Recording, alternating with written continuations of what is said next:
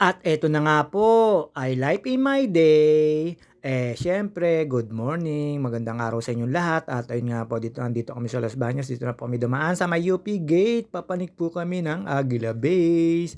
Medyo makulimlim at masama ang panahon. At yun nga po, siyempre, sinamantala namin ang dami pong tao dito. One way po ngayon. Dahil po merong activities dito. Kaya po umiwas po kami at umikot. Pinabalik po kami ng gwardiya. Meron daw pong activities dito sa loob. Kaya ayun, ikot po tayo sa my engineering department. At syempre, shoutout nga pala po kay Coach Ado, ang mga tropahan dyan sa Miramonte, Conrad, Coach Ado. At ayun nga po, syempre, nag-grade daw sila, Kalawan lang. Tapos hindi ko alam sina Arante Dimas na alam nyo na hindi maingay sa social media ngayon.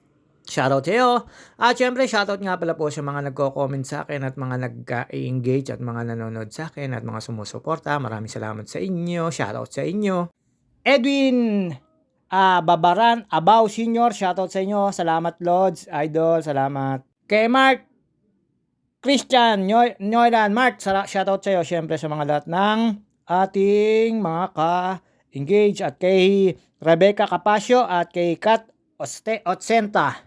Kat 8019, ayos yung pangalan mo. Shoutout sa iyo, Idol, at ingat din. At syempre, eto na nga po pa tayo. Papanig na po tayo sa UP. Dito po kami dumaan sa may circa. Papanig po ito. At tapos dito sa may kabila, medyo alam nyo na. At ayan. At habang tayo papanig dyan, syempre kami dalawang ni Pisancino. Ito, pasok na po tayo. Bayad po tayo dun sa gate.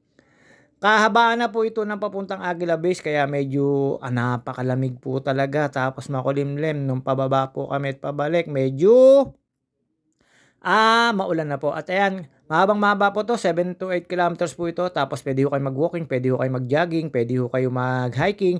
Papunta hong Peak 2, tapos kami, meron po ditong flat tracks, tapos Muddy Spring, meron pong Makiling Forest, meron pong mga kainan dito, at meron din pong Aguila Base. Sa Aguila Base po kami nagtitigil kasi nandun po lahat ang tambayan na last part. Tapos bago ho kayo pumanik ng Peak 2, tapos ito, syempre, hindi maaaring di magpapakit. Uy, Tantalansing Ice, JT, alam nyo naman. Dito, lagi po ako nagdadala ng damit or nagbabaon ng damit kasi sobra po pawis dyan. At alam nyo naman po, mahirap matuyuan ng pawis. Ayan, chill-chill lang po tayo. After po niyan, nakita ko po si Jed at si Kim. Utol Toto, wala ka. Ayun, pamanik yung dalawa. Ayaw pang bumaba kasi may nakitang sa sightseeing, ayan. Nakita nyo naman po, galit na galit ang ating muscle. Papanik lang po yan. Medyo mahaba-haba po ito.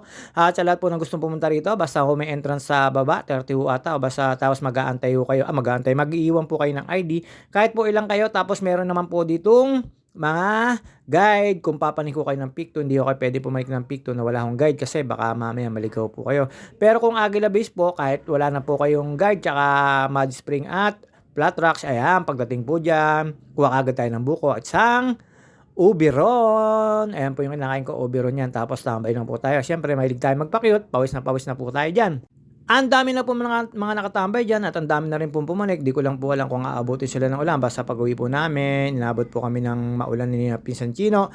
At syempre, alam nyo naman, dito kaya kami napapatambay. Libre ang window shopping. At alam nyo naman po, marami po kayong makakasabay dito at marami rin pong titigil dito na mga nag-hiking or pumapanik ng bundok. At syempre, alam nyo naman, at kay Micah Cueva, shoutout sa iyo, anong tumama? Tingnan mo na sa GC. At nagpalit po tayo ng damit dyan. Ayan na po. Tapos, ayan, nakita ko po yung mga nakatambay. Ayan po yung Aguila Base. Andyan po yung mga tindahan. Ito po yung markings. Ayan, andyan po yung kahoy na may nakalagay na Aguila Base. Tapos, dun nyo po ipaparada yung mga bike nyo. Marami pong pumapanik dito. Depende lang din po sa araw. Tapos, ayan, syempre, meron kami ng kausapan dito, si Boss Ryan. At pagtambay po namin dyan, pumanik po yung dalawa. At umikot pa raw po sila sa UP Freedom Park. At ayun na po yung dalawa. Syempre, hindi na po tayo magtatagal. Yan, si Kim tsaka si Jed. At syempre, hindi na po tayo magtatagal. Ang video, see you on my next video. Hanggang dito na lang po tayo. Tambay, kwentuhan po ang nangyari sa amin dito. Babus!